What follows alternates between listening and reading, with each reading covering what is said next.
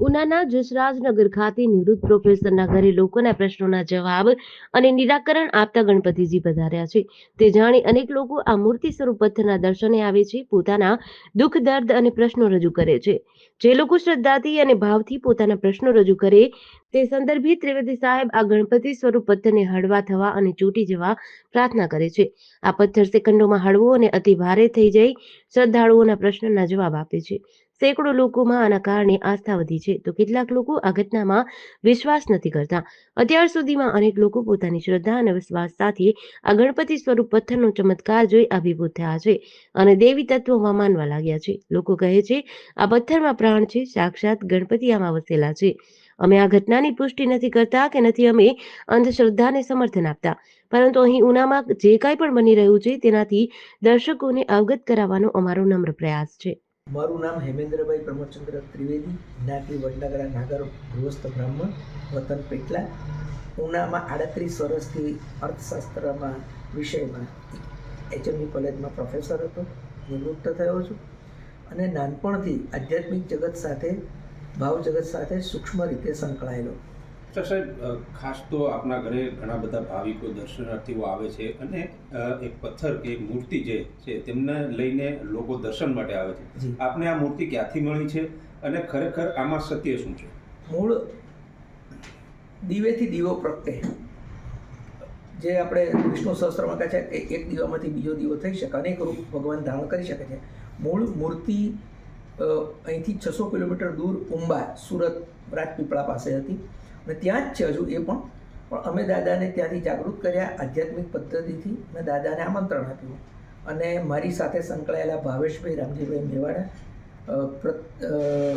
મૌલિકભાઈ કિશોરભાઈ બારિયા, મારા ધર્મપત્ની ભૈરવીબેન હેમેન્દ્ર ત્રિવેદી, અમે અને એક અમારા મિત્ર અરવિંદભાઈ, અમે બધા ત્યાં ગયા, દાદાને પ્રાર્થના કરી. દાદાએ ભાવેશ મેવાડાને કહ્યું કે હું ઉના આવીશ અને 1 મહિના સુધી 5/8/24 તારીખ હું કહું છું આપણે, 5/8/24 4/9/2024 સુધી દાદા એની સાથે હોટલાઇન પર કોન્ટેક્ટમાં હતા આધ્યાત્મિક પદ્ધતિથી. અને એમને દાદાએ કહ્યું કે મને લેવા માટે તમારે કંઈ ગાડું લઈને, વાહન લઈને આવવાની જરૂર નથી, હું મારી રીતે હું આવી જઈશ અને હું તમને આવ્યા પછી કહીશ કે હું આ જગ્યાએ છું, તો મને લઈ જજો. અને અંતે દાદાએ એમને લોકેશન શેર કર્યું આપણી ભાષામાં. તો એમણે કહ્યું કે હું મચ્છુંદરી નદીમાં, ઋષિતોયા નદીમાં તપોવન મંદિરની પાછળ ચાચાપોળ જવાના જૂના રસ્તા પર હું છું. અને અમે ત્યાં ગયા અને આપ તો જાણો છો બધા, નદીમાં અસંખ્ય પથ્થરો છે, એની વચ્ચે દાદાએ મને દિવ્ય દ્રષ્ટિ આપી હતી, એની મદદનો ઉપયોગ કર્યો અને આ મૂર્તિ મારી ધ્યાનમાં આવી અને અમે ત્યાં ચેક કરી. એ પછી અહીંયા લાવ્યા અને દુનિયા સમક્ષ અમે મૂકી રહ્યા છે. પણ હજુ પણ અમે 2 મહિના પબ્લિક માટે એટલા માટે નથી મૂકવાના કે 6 મહિના સુધી હજુ એક્સપેરિમેન્ટ એની પર અમારું સંશોધન ચાલુ છે. કારણ કે અધૂરા વસ્તુ પબ્લિક સમક્ષ ના મુકાય.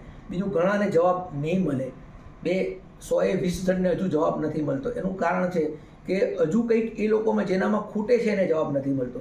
જેનામાં કોઈ પણ વસ્તુ ખૂટતી નથી એને ફટ દઈને જવાબ મળે છે અને સચોટ મળે છે. અને મૂર્તિ એનું ઓરિજિનલ વજન જે અત્યારે દાદા છે મારી પાસે, તો એનું વજન વધુમાં વધુ 10 થી 15 કિલો હોય. પણ જ્યારે વજન બદલે છે ત્યારે અત્યાર સુધીમાં અસંખ્ય વિડીયો મેં ઉતારે છે પોતે, તો એ બધા જ સ્વીકારે છે કે કલ્પના ના આવે એટલું બધું વજન વધે છે. દાદા, લોકોને એમના જવાબો મળે છે, કઈ રીતે મળે છે? દાદા આપની સાથે કઈ રીતે સંપર્કમાં છે, અથવા તો દાદા આપની સાથે કઈ રીતે વાતચીત કરે છે?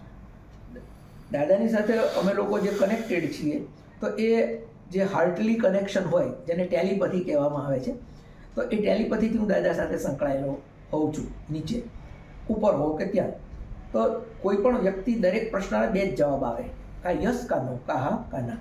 તો અમે દાદાને વજન બદલી અને દાદા જવાબ આપતા હોય છે. એ પદ્ધતિ છે જે સંશોધનમાં બહાર આવ્યું.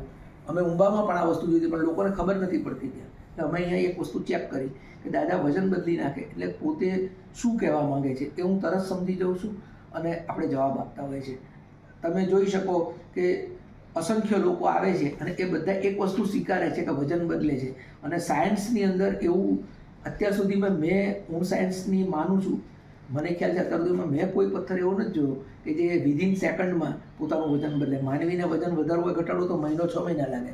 અહીંયા ગણતરીની સેકન્ડોમાં ગણપતિ દાદા વજન બદલી નાખે છે. આ કોઈ અંધશ્રદ્ધા નથી. જો GDC ન્યૂઝ સાથે કૈલેશ ભટ્ટ, ઉના.